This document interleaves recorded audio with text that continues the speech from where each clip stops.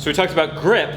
Let's talk about kind of our body structure behind it, starting with our wrists and our arms. If I try to mimic like a vise, where everything's rigid and tight, there's all this energy that happens here, and what happens is the energy is going to bounce off of that rigidity and actually create more movement in the gun. You visualize like you have a ball, and if I drop a ball on this concrete floor, it's going to bounce a lot, right? Because there's energy from the ball, and the concrete floor reflects that energy. If I put a pillow down, that pillow would absorb the energy, and the ball's not going to bounce maybe at all, and if it does, not as much.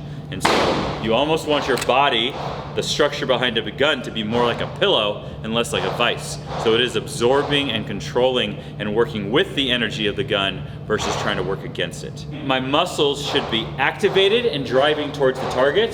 They're not trying to be rigid and isometric in their tension. They're trying to be active, driving at the target to control recoil.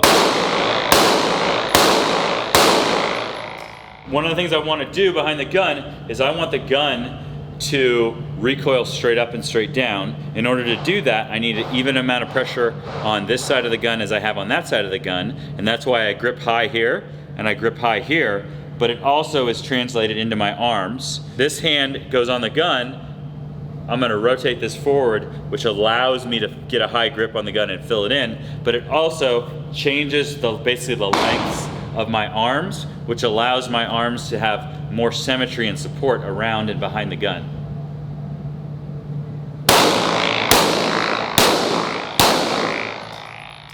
Nothing is relaxed. There's a difference between relaxing and like not doing anything versus tense versus activated in a certain way. So nothing is tense, but nothing is relaxed. But everything is active, and I'm actively trying to do something. And really what I'm actually trying to do is like basically throw all my energy at the target. I'm driving at the target with my hands, my arms, my shoulders, and really my entire body is energized towards the target so that I can work with the recoil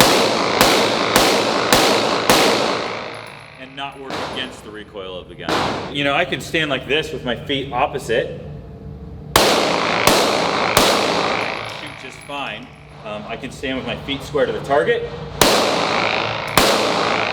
I can stand with my feet in a weird way, and basically I'm going to turn my upper body so that my upper is basically doing the same thing where I'm mostly flat to the target every single time.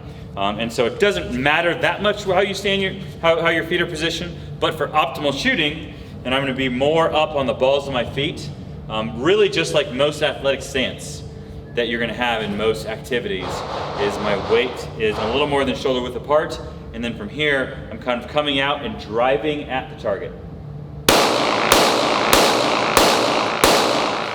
And a lot of my muzzle control, it doesn't come from gripping the hell out of the gun.